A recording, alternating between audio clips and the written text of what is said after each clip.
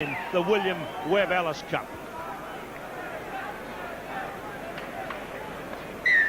The referee Bob Borden of Australia signals and Grant Fox begins the first ever Rugby World Cup match, and the man with the ball is number 12 Warwick Taylor from the kickoff.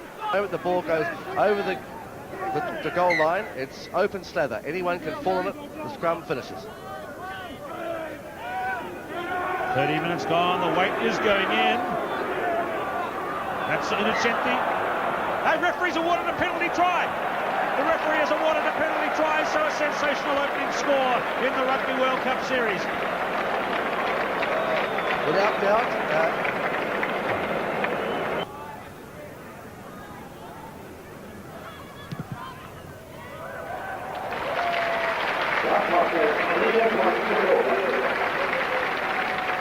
So 9 points to nil now, the All Blacks lead, and I guess Graham Thorne, the Italian. and he was over it.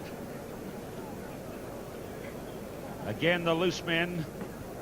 Shelford to Alan Wetton, to Fox, who turns it in field, and you can see in the background Jones in the roving role of the flying flanker, and that was the first individual try for New Zealand in the Cup series. Jones again. Oh, the number 8 forward, Atuzo, let him go. Kirk is on his own, and Kirk's in.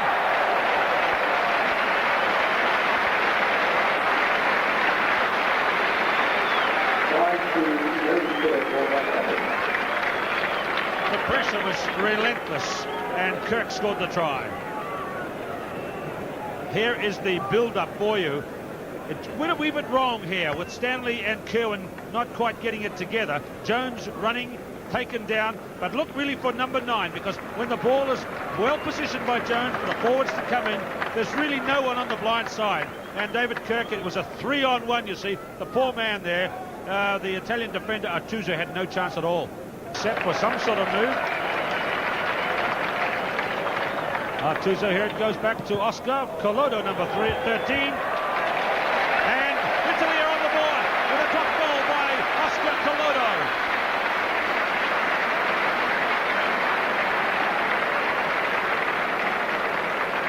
The drop goal. And he's added the first points in the second half, Oscar Colodo, and it's 17 points to 6. Okay, that could possibly take away the advantage the Italians have built for themselves. Fox, Stanley, straight out to Kerwin. Lots of men ahead of him. Gallagher, and Taylor has struck back for the All Blacks.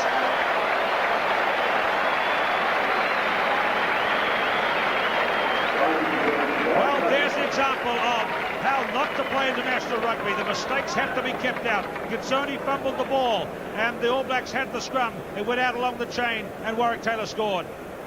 It came from the scrum. There was all sorts of juggles from Fox. Then Taylor was left out, but he was sprinting behind the backs, out of the picture. And Kerwin passes to Gallagher. You see Taylor sprinted right around the back of them, and that's classic second 5/8 play from Warwick Taylor. Good move by the All Blacks. The double skip. There's the first one. There's the second one. Watch the way Taylor was out of the blocks and backing up. Now the quick hands from Gallagher made the try there. Quick, bang. Away he goes, gives it to Taylor, and he outstrips him on the outs control again. Shelford, Kirk, and Craig Green has got all the time in the world to go through.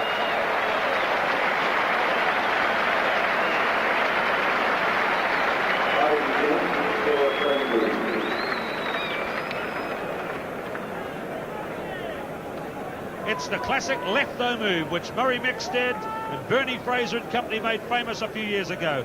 Your number 8 moves left, the halfback takes the pass, and then the left winger waltzes in. And look at that from Craig Green. Well, I go back a bit further to the classic lefter with Brian Lahore, Keith Quinn, and it is 1, 2, 3, and Clive Green plays with him. He says he's going to put the ball down. He doesn't, and runs in to shorten the angle for... No. Okay. McDowell tapping down to Fitzpatrick. Kirk away to Fox. Stanley, Taylor, Gallagher. Green's going to get 3. That's a hat-trick for the flying Canterbury left winger.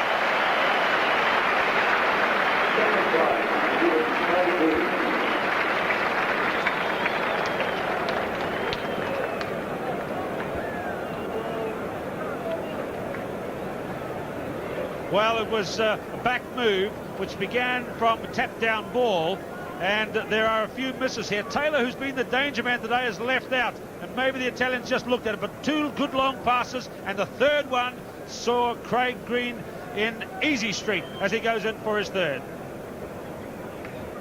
The wide open spaces again. The high density areas left behind. There's the third pass, and now out to Green, and all Craig Green has to do is go over.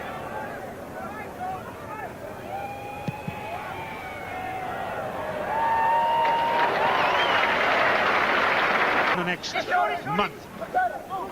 Here they go again. Fox swing it wide. Taylor, who's had an excellent game. Craig Green. Alan Wetton. And the try is there for Richard Lowe. Sorry, McDowell.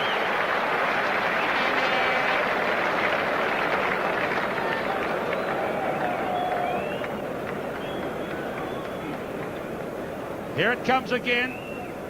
Out into the backs. Taylor. This time Green piling back. Now look for the props charging through. Number 3 is Lowe. Number 1 is McDowell.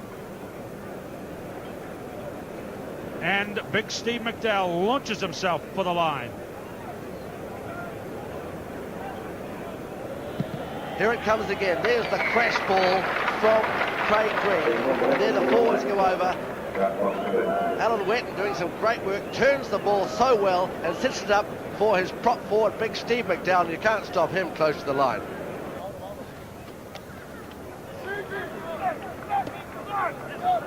Fox picked it up beautifully. Stanley. That's the 22 there. Shelford. Fox. A nice little sidestep. Kirk. And now Kerwin. And Auckland's hero, John Kerwin, is in.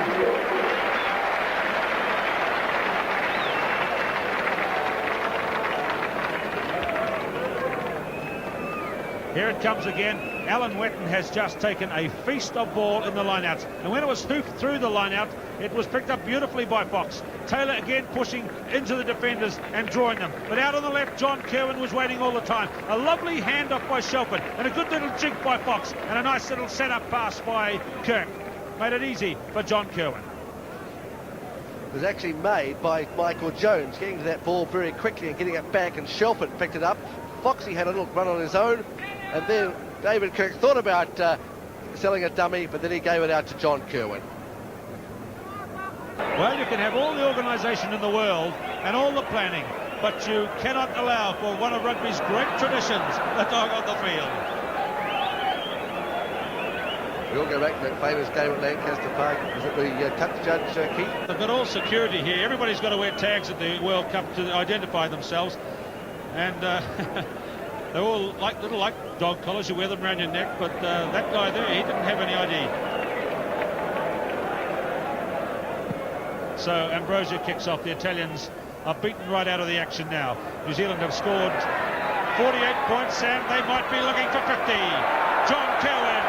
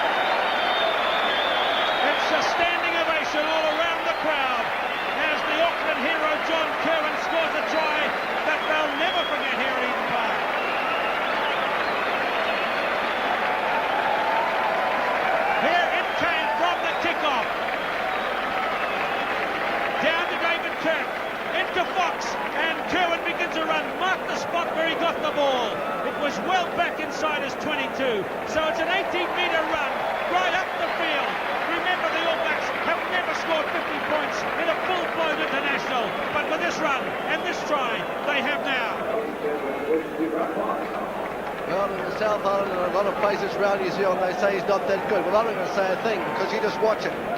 He says it all for himself, Graham. This is just marvellous running. and at the end he just plays with them. That look there with the back lip, you could have sworn maybe it was a little halo over the man from Auckland. And what two wonderful tries there were by John Kerwin. This year at Eton Park, he has, as they say, walked on water. And here he goes again! What's happened here? Everybody's taken by surprise. The throw-in from halfway is allowed in the laws of the game. Now, let's explain that one. The try has been scored, and that was a technicality on the rule book, which the All Blacks played brilliantly. David Kirk's asking the referee, did he pick it? When the ball is kicked out of the full, you have the choice of taking the kick again, receiving the kick, or taking a line out at halfway. The All Blacks ran to halfway and took the quick line out, and away they raced for a try. There's the end of it, with Kerwin in passing to Kirk. They cooked it up over on that side, and that is a...